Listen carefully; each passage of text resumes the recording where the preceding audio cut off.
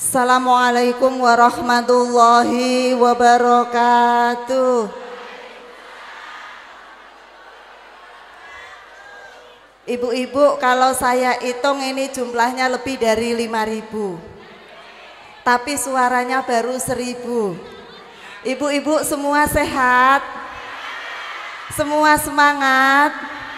Sudah sarapan apa belum? Ada yang belum, ada yang sudah. Sudah nyiapin sarapan buat suami tercinta apa belum? Ada yang belum, ada yang sudah. Saya ulangi salam saya ya Bu. Teriring doa semoga yang jawab salam saya diberi sehat oleh Allah. Sehat jasmaninya, sehat rohaninya, sehat pikirannya, sehat keluarganya, sehat kantongnya. Pulang dari sini utangnya lunas semuanya. Kok yang paling kenceng utang, Bu? Assalamualaikum warahmatullahi wabarakatuh. Hamdan wa syukran lillah, salatan wa salaman alaika ya Rasulullah wa ala alika wa ashabika ila yaumil qiyamah. Rabbi shrahli sadri wa yassirli amri wahlul 'uqdatam min lisani yafqahu qawli. Allahumma shalli ala sayyidina Muhammad wa ala ali sayyidina Muhammad, amma ba'du. Yang sama-sama kita hormati, kita takzimi, kita taati para kiai, sesepuh bini sepuh yang hadir di majelis yang luar biasa dan penuh dengan barokah ini di acara hari Ahad pagi, muslimatan, fatayatan, jamiahan, ngecas jiwa kita. Semoga kita selalu damai, selalu bahagia, selalu teguh iman kita kepada Allah Subhanahu wa Ta'ala.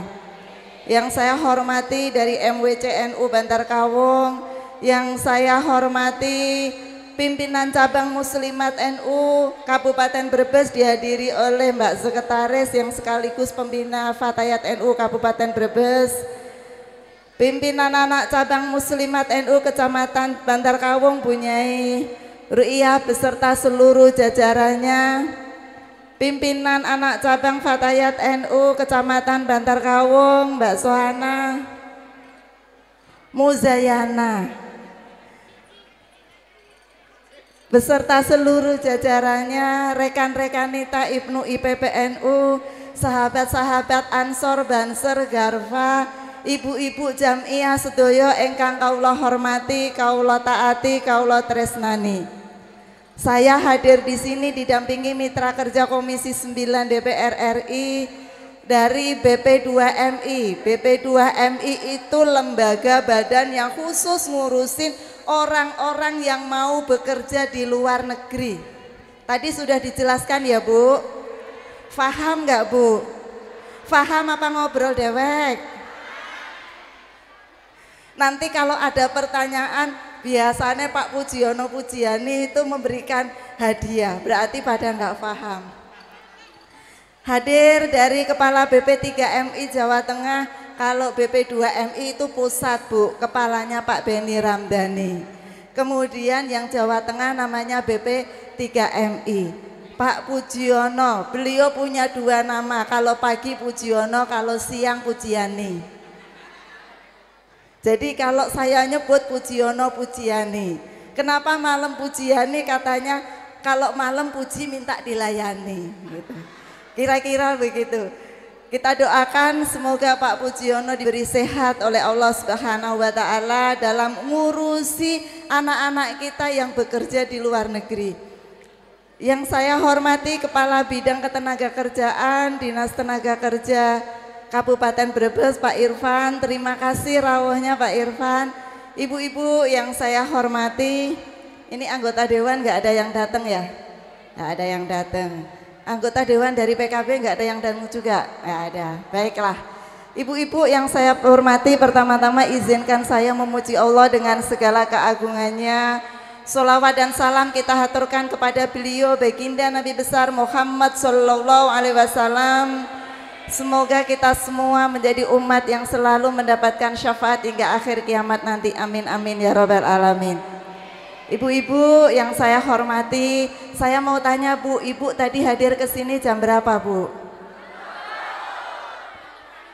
Jam 7.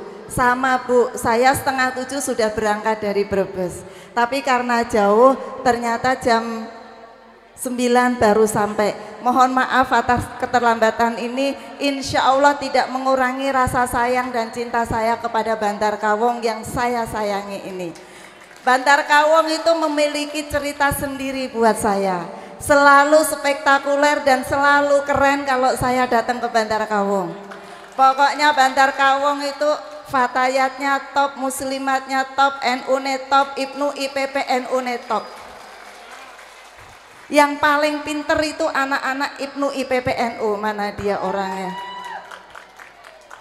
Pinter ngerayu saya. Tapi anehnya saya selalu nggak berdaya kalau dirayu sama anak-anak Ibnu IPP NU.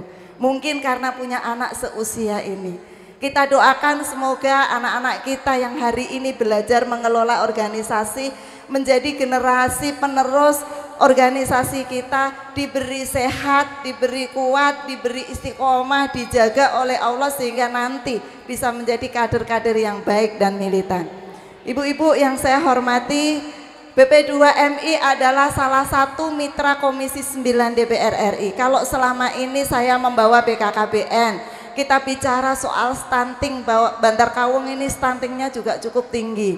Kita bicara tentang pengamanan obat dan makanan kosmetika agar ibu-ibu, sahabat-sahabat fatayat ini tetap glowing, kinclong tanpa sakit kulit. Selama ini seperti itu. Maka hari ini saya ingin menyampaikan bahwa urusan ketenaga kerjaan itu tidak kalah penting dengan urusan kesehatan, betul nggak? Saya tanya, ada nggak yang pengen anaknya nganggur? Ada? Nah, oke. Ada nggak yang punya anak gadis kalau dilamar calon suaminya nganggur? Mau nggak? Nggak mau. Ada orang ganteng, tinggi, putih, ganteng, sayang, cinta mati kepada anaknya tapi tidak bekerja. Ada orang sedang-sedang saja, anak Ibnu yang sedang lulus kuliah tapi sudah bekerja. Kemudian gajinya tidak terlalu banyak. Yang dipilih yang mana Bu? Yang ganteng, bucin, atau yang bekerja? Yang bekerja. Kalau kita punya anak gadis mau dilamar, mesti pertanyaannya kerjana ngendi nok, betul nggak? Ya. Setelah kerjanya di mana, pertanyaan berikutnya gajine pira? Betul? Jujur ya Bu? Ibunya lolos karena ditangisi oleh anaknya, neneknya bertahan. Ora bisa, nggak bisa makan cinta. Makan tuh cinta. Sekarang kamu boleh seneng-seneng, sebulan lagi kamu akan berantem dan bercerai. Oh iya. Betul Bu? Apanya yang betul? Kalau punya mantu harus bekerja, betul nggak?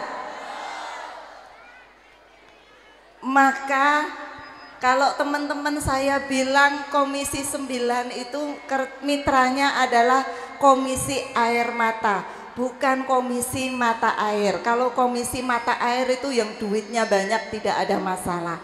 Tapi Komisi Air Mata banyak masalah, ngurusi orang sakit, ngurusi pengangguran, ngurusi TKI. Nggak boleh kesini Bu. Salonnya protes. Nah, jauh-jauh nggak apa-apa ya. Mundur, oke. Tapi ngadepnya ke sini. Maju aja. Jadi Jadi Bu, nggak boleh nengok. Kalau nengok mengingin. Kalau nengok berisik. Kalau di sini berisik nggak? Ternyata tidak. Jadi Bu, Komisi 9 itu ngurusi pengangguran, ngurusi orang kena PHK, ngurusi TKI, PMI yang bekerja di luar negeri dan banyak masalah. Saya tanya ibu-ibu, sahabat semua, siapa yang pernah bekerja di luar negeri? Enggak apa-apa, yang di Arab Saudi ada? Ada? Ada. Yang bekerja di Taiwan ada? Yang di Hong Kong ada? Yang di Jazirah Arab, tidak harus di Arab, di Yaman, di Qatar, di Mesir, di mana ada? Di Oman ada? Ada. Yang kerja di Singapura ada? Saya mau tanya, kalau ada orang pergi ke luar negeri, biasanya pamit sama pemerintah apa tidak Bu? Pamitnya dari mana? Yang ngurusi calo atau dinas tenaga kerja? Ayo jujur, yang ngurus calo apa dinas tenaga kerja Bu? Calo. Halo Bu, kalau kita punya anak mau berangkat ke luar negeri yang ngurus calo, maka calone itu otomatis sudah dapat duitnya banyak, bisa sampai 10 juta per orang. Enak nemen jadi calo, ambil anak orang dikirim ke luar negeri, dapat bayaran 10 juta sama dengan perdagangan orang. Kita diperdagangkan, dijual. Lantas apa kita nggak boleh ke luar negeri? Boleh, itu haknya Bapak Ibu, haknya anak-anak semua. Tapi ingat, harus yang resmi. Setuju Bu?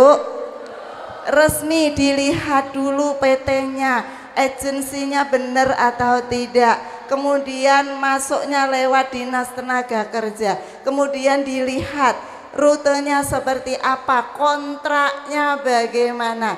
Biasanya kalau anak-anak kita dibujuk, dirayu, nanti kerjanya di toko, nanti kerjanya di pabrik. Sampai sana tidak kerja di pabrik, tidak kerja di toko, tapi kerja menjadi pembantu rumah tangga. Benar apa benar? Benar. Belum lagi itu masih bagus kalau pekerja jadi pembantu rumah tangga, sampai di sana dijadikan pelacur. Banyak Bu, bukan tidak banyak. Saya menyampaikan begini bukan ngomongannya jorok, karena memang itu sudah terjadi di lapangan. Saya mau menceritakan satu hal. Ini saya cerita Bu, pengalaman nyata yang saya alami, saya ikuti, saya laksanakan. Satu ketika saya berangkat ke Hong Kong. Di Hong Kong itu ada satu gedung isinya pertokoan, toko itu isinya manusia. Anak-anak kita tidak semua dari Indonesia, ada dari beberapa negara lain, dipakein baju seragam, disuruh duduk. Terus para calon majikan itu datang ketemu sama yang punya toko. Saya mau ambil yang ini, kalau yang ini bayarnya sekian. Kalau yang ini bayarnya sekian. Kalau yang ini bayarnya sekian. Saya mau tanya, itu namanya dagang apa enggak Bu? Pamitnya dari rumah mau bekerja, sampai sana harus diperjualbelikan dulu. Setelah bekerja potong gaji. Ada yang bekerja tidak dipotong gaji? Potong gaji untuk apa? Untuk bayar calo, untuk bayar pengurusan ini itu. Padahal awalnya bilangnya gratis. Betul? Gratisnya itu ditalangi, kadang orang tuanya ditinggalin duit dulu biar enggak dicup sama calo lain. Ngalami begitu Bu? Jangan sampai, tapi pernah dengar ceritanya ya Bu, orang tuanya melepas nangis-nangis pakai selamatan, di ngajiin biar anaknya selamat. sampai sana harus diperdagangkan. Saya pernah mencoba menawar, Bu, saya mau yang ini. Saya dengan teman saya. Yang ini harganya sekian, yang ini harganya sekian. Itu betul, itu baru di Hong Kong, belum di tempat lain, belum di Malaysia, belum di Arab Saudi. Maka pemerintah Indonesia melakukan moratorium. Apa sih moratorium? Menghentikan pengiriman anak-anak kita ke luar negeri untuk bekerja. Kayak barang aja dikirim ya Bu ya.